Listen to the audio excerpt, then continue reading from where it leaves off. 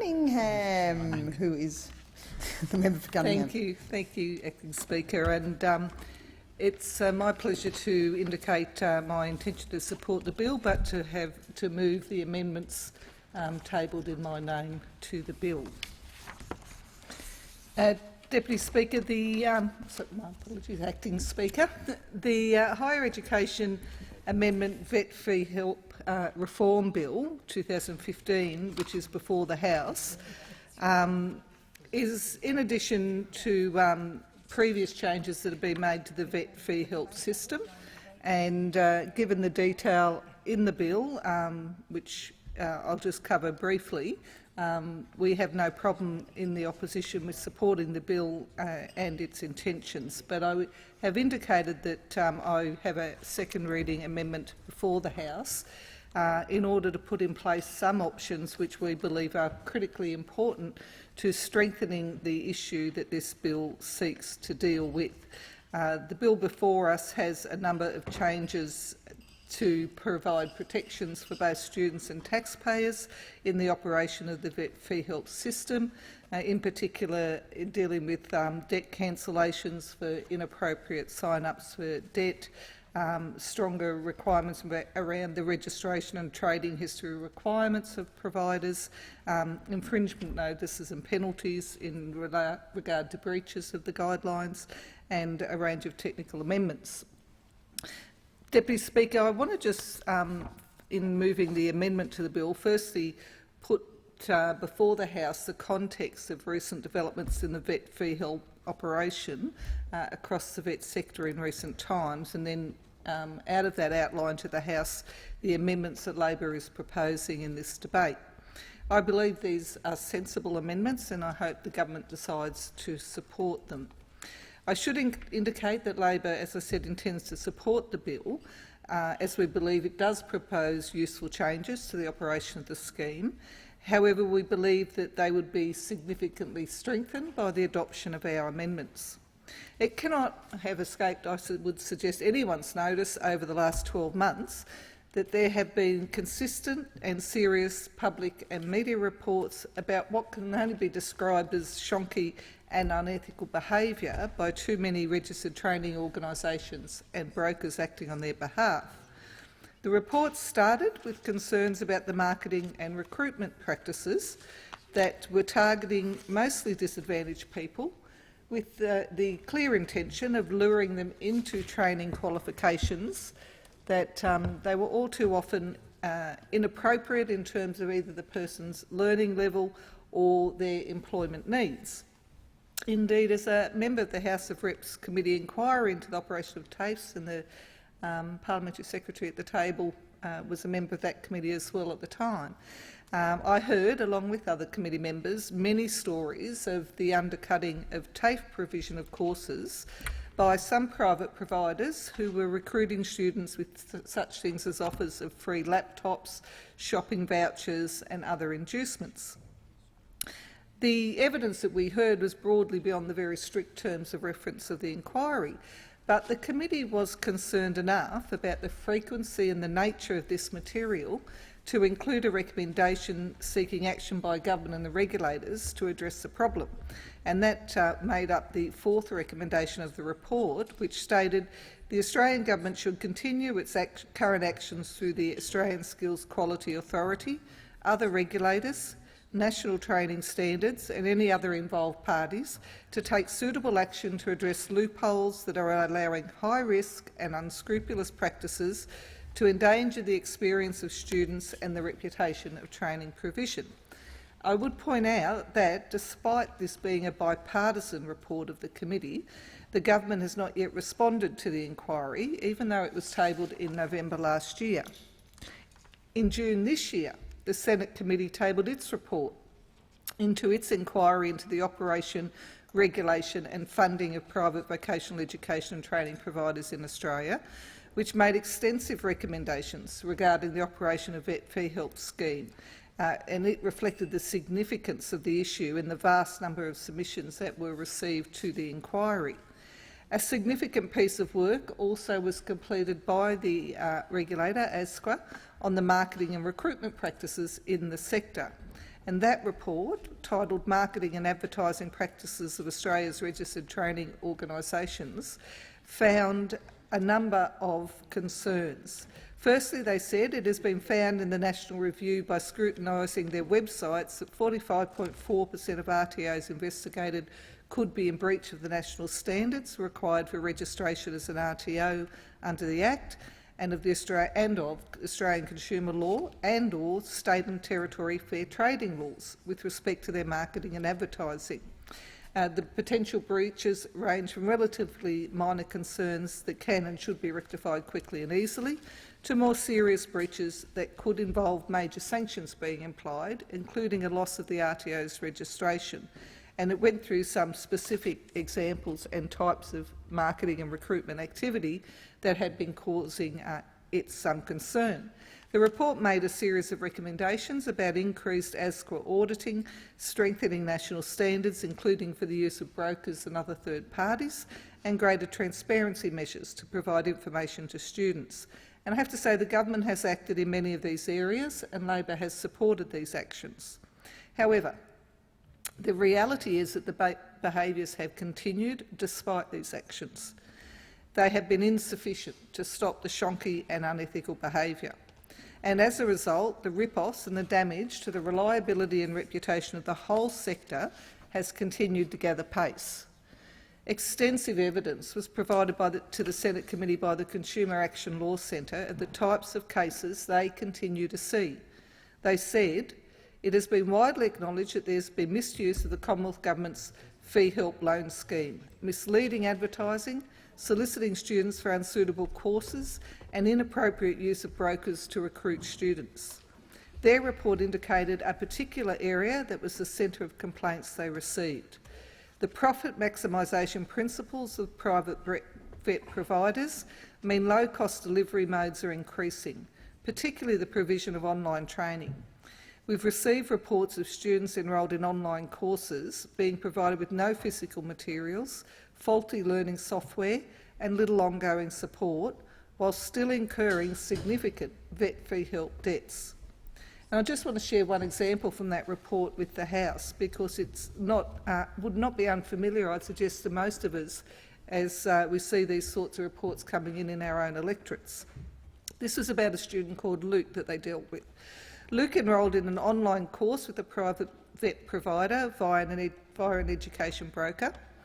He was confused by the online format of the course and said there were no help buttons. Luke called the education broker about his problems. The sales representative told Luke that he would follow up with the provider, but Luke never heard back from the provider. Luke could not complete the course as there was minimal support or information to assist him. He eventually withdrew from the course. These are the sort of case examples that I'm hearing consistently from colleagues on this side of the House, and I'm sure it's no different with the Minister from their experiences. The Consumer Action Law Centre submission details a range of issues with the provision of details about the nature and size of the debt that students are incurring under the scheme, and they raise issues of unfair contract terms and general consumer protection measures. The report also contains evidence of the problem that persistently arises with students being unaware that they've not only been signed up to a course but also to a vet fee help debt, often under high-pressure sales tactics. And I quote directly from the report. We have heard reports from students that they did not understand the vet fee help debt they will incur, census dates, cancellation rights or cooling off rights. We have also received complaints from students who claim that their vet fee help debt has been incurred without their knowledge, or that barriers were placed on their ability to withdraw prior to the census date. Some claim to have never studied at the institution and cannot remember signing a Commonwealth assistance form. Like a significant number of submissions, the CALC makes the point that there needs to be a dedicated external dispute resolution scheme in place to resolve disputes between students and providers. In their supplementary submission to the inquiry, they specifically recommend that be a national industry ombudsman.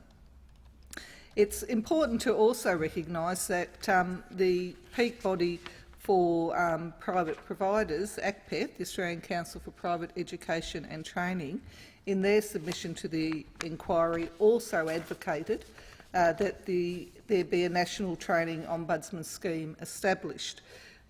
Their argument was, and I'll quote directly from their submission, the second concept proposed following the ACPET Industry Summit on the 30th of October 2014 is the introduction of a national industry ombudsman scheme for the tertiary sector. ACPET advocates for a national, consumer-focused complaint handling process for students and providers to complement the new National Training Complaints Hotline, as existing ombudsman arrangements focus either on government-owned providers or international student issues. And they make the point that they believe the scheme would result in a number of major benefits. Specifically, they argue a national ombudsman would improve industry image, would be a cost-effective resolution option, would improve communication, would provide early warning to regulators and market research for the sector. And so the proposal that Labor is putting forward in our amendment is that there be a national vet ombudsman established, an industry-based ombudsman, and we would argue it's been well canvassed in submissions from various stakeholders across the sector, that in this, just the two examples I've given, you've had a peak, an important and influential consumer rights organisation talk about the importance of the need for an industry ombudsman, as well as the peak organisation of the private sector. Only recently I spoke at their conference and made the point that I recognise they have taken actions themselves to try to have their members sign up to a national code of conduct and practice to give commitments about the way in which they will operate in the market. But despite the actions and activities that they are doing as a peak body on behalf of the private sector, they still feel that there needs to be an industry ombudsman for the sector, and Labor absolutely agrees that that's a necessary outcome. So our first amendment, recognising that this bill is targeted at addressing some of the issues specifically with vet fee help, is to suggest to the government that they support the amendment and look to establish a national industry ombudsman. There is, of course, important differences between the regulator and the role that an ombudsman would fill. The regulator certainly does, in its intelligence gathering across the sector, receive reports of complaints and concerns about providers and courses, and they do use that in particular, and I would acknowledge the work that they do in their strategic reviews for particular sectors, most recently the childcare sector and aged care and so forth. But they don't directly deal on a one-to-one basis with complaints. The government has established a national complaints hotline, but again, that hotline is about directing people to another existing avenue in which to seek to have their complaint resolved. And as we've seen in public discussion, too often the only outcome that students feel they are able to achieve is to go for a legal advice or a legal process, and that, of course, is prohibitive for many people, hence why somebody like the Consumer Action Law Centre end up getting so many of the representations and concerns. So there is obviously a need for somebody with the expertise and the power to work on solving complaints that come from individuals. Not only, I have to say, we're not proposing that the Ombudsman only deal with vet fee help. They should be an Ombudsman for domestic students across the sector.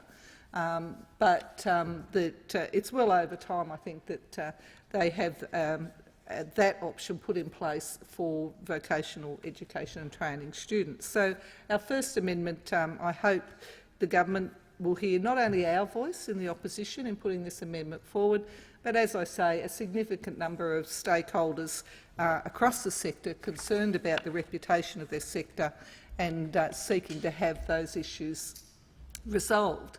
The second part of our amendment, Acting Speaker, it calls on the government to support Labor's proposal to have the Australian National Audit Office also look at the operation of the vet fee help specifically the Vet Fee Help Scheme.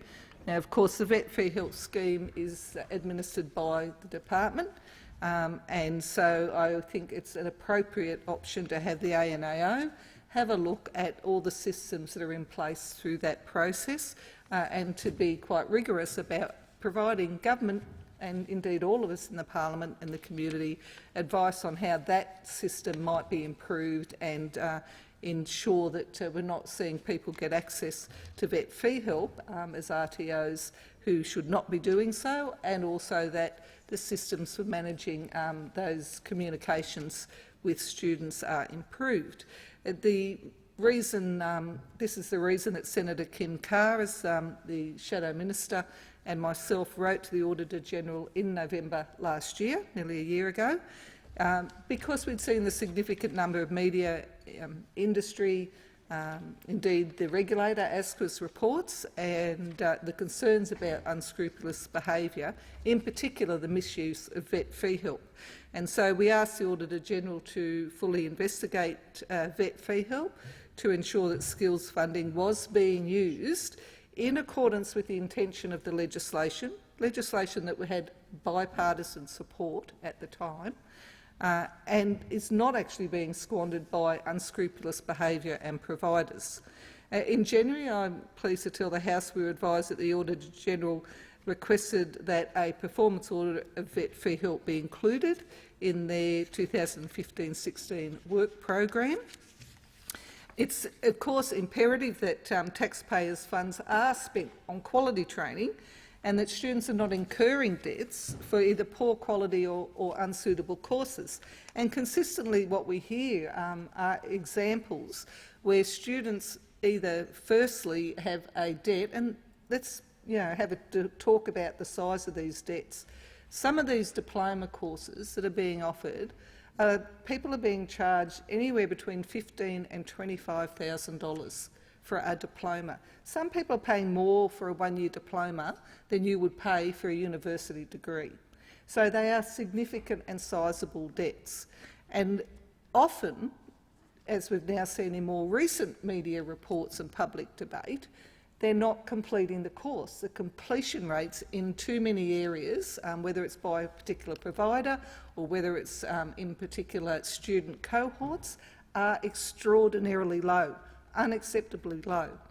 Add to that the fact that if people don't complete their course, it's unlikely and much more difficult for them in any reasonable time frame to reach the income level at which you repay the debt. And so it then becomes, and has a real potential to become, a bad debt for government, that is in effect the taxpayer. And there is an emerging and very important debate going on publicly about how sustainable that is. And I think we all have a vested interest in ensuring that the scheme works, as I said, as the legislation that had bipartisan support throughout the time of its introduction actually works in the way that it was intended to work. We don't want students who have a debt and have no qualification that is recognised in industry as quality, and we already have heard, for example, in Victoria, childcare providers saying they fundamentally have blacklists of providers because they know the quality of the training just not up to speed. We don't want students having qualifications that actually don't give them an opportunity into work and to further education, whichever option they're seeking to achieve. But really importantly, we don't want students to have a debt and no qualification because they should never have been enrolled in the course in the first place.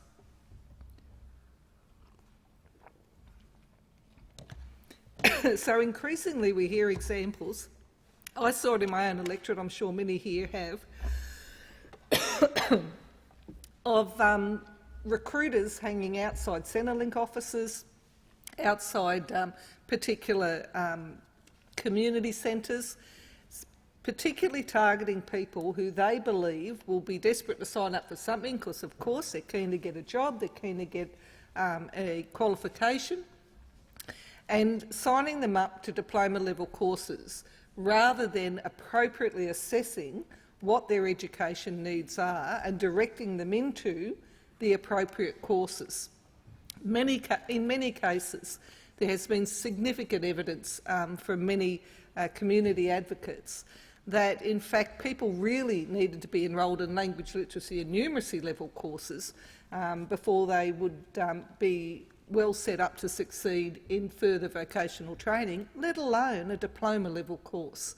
And so this sort of behaviour is significant, and it's something that we think is absolutely contrary to what the intention of the legislation was in the first place, and therefore something that is particularly pertinent for the Australian National Audit Office to look at.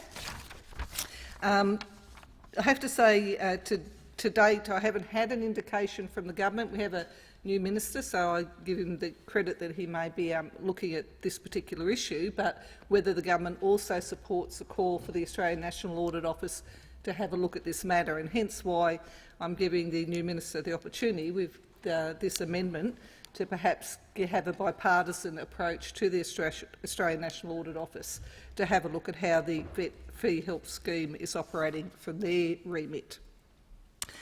I have to, I'd like to just foreshadow to the House that Labor will also be proposing some in-detail amendments as well. These in-detail amendments, just for the information of members, will be moved in order to put in place a mechanism that actually requires a far more proactive and responsible, if you like, opt-in by students when they're signing up for these debts. Now, we put this proposal forward because the evidence, we would argue, is pretty well overwhelming now, that a lot of students are signing up.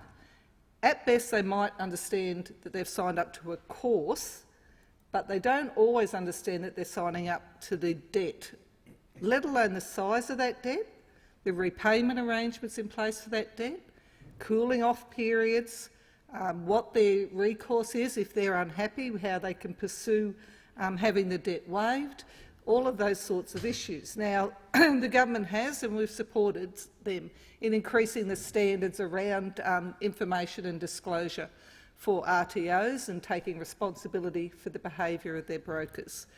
But I don't believe that it's been sufficient. We are still seeing current examples of this sort of activity going on. It's clear that something far more significant is needed. And given that, the government is the loan provider. The government is the person providing that loan to the student and will be seeking to have it recouped from the student when they are earning the appropriate amount of money. I think it is an important action for us to take at this point in time, given the absolute abuse of the scheme that is still going on, to say that the student can't sign all of those forms at the same time. The bill before us proposes a 2-day cooling off. I'd suggest that still gives far too much leeway. We've got to remember what we're trying to deal with here are people who are taking shonky and unethical actions. So I wouldn't put it past them, for example, to just have 2 different dates on forms and have people sit there and sign them. So I think that it needs a far more significant mechanism, and we are proposing that the student signs up to the course, they sign up for the loan application, the RTO sends that to the department, and it is the department who communicates to the student and says to the student, you've applied for a vet fee help loan, this is what it is, this is how much you're looking at paying, these are the arrangements, the terms in which this operates, these are your rights in terms of disputing any outcomes or wanting to get your debt waived. All the information that's been put in the standards for training providers to give to students, we actually get from the government, who at the end of the day is providing the loan, and if it ends up a bad debt, the government and the taxpayer who are then carrying that debt. The student would then have to reply to the department and say, yes, I understand that, and I do want that loan, and I am applying for it. And I suggest to the House that very, very often you will find students come back and go, yeah, no, I didn't know anything about that, and I don't want that, and that's not what I wanted to do. And so I think that by doing that, we will enable students to make what should be a good consumer choice, an informed choice, and a choice free of any pressure or sales tactics or any of those sorts of things that are going on. Now, I acknowledge there are many private providers out there, like all colleagues, I meet them regularly, who are doing a really important job They behave really ethically themselves. They are focused on quality education, and they are concerned that these rogues are eating alive their market share, destroying their reputation, and want to see action taken. And so in the third reading, we will have the opportunity to debate that mechanism and that proposal in more detail. But I firmly am of the view that we need something that is more removed from that direct point of contact, either with a broker or an RTO, before people are signing up for these debts, because they can be very significant. Even if people feel that they're never going to get to an income to pay it back, and let's be honest, when you're signing up pensioners at the community centre who are aged pensioners, it's pretty unlikely they're ever going to be returning enough to pay it back. It still is a very significant worry to people, and you hear it all the time about their concerns and the real anxiety it creates when they realise they have this debt, because that's a lot of money to many of these people on fixed incomes. So I'm just foreshadowing that we'll be moving that in detail section, and I look forward to talking with the Minister and seeing if we can get an agreement on that particular area as well. So in summing up, Acting Speaker, I particularly want to say that there's been some debate about it all being Labor's fault and some criticism of us. I hope that the government recognises that, in fact, the previous bills, which were seeking to amend, were bipartisan bills. They were agreed to by everybody in this House. In fact, if there was any criticism at the time, the then Shadow Minister was a bit critical of the fact that we were putting too much red tape in the system. So it's not like a simple case, I would argue to people, of blaming either side here. I think that what we need to recognise is, regardless of what we've done in an agreed position in the last 2 years in an attempt to stamp out this behaviour, it's not worked. And when you're dealing with people who are determined to use shonky, unethical practices and find their way around the system, I think it's time we get very hard line and make it far more difficult, and we get an ombudsman in place to give an avenue, an accessible avenue for people to get issues resolved, and we get the ANAO to have a look at the operation, and we have a talk about the in detail amendment about changing the way people sign up for the debt in the first place, and taking the responsibility as the government providing that debt to make sure that it's done in the best possible way. So I recommend the second reading amendments to the House. I'm happy to talk to anybody about the in detail amendments as we lead up to that debate, and I indicate, of course, that we do support the bill. We do support the intentions of the bill. We just would like to see it significantly strengthened by some of the measures that we've proposed. So I move, Acting Speaker, that the amendment to the second reading as circulated in my name. Is the amendment seconded? I second it. The member for Macon seconds the original question was that this bill be now read a second time. To this, the honourable member for Cunningham has moved as amendment that all words after that be omitted, with a view to substituting other words. If it suits the House, I will state the question in the form that the amendment be agreed to. The question now is that the amendment be agreed to. I call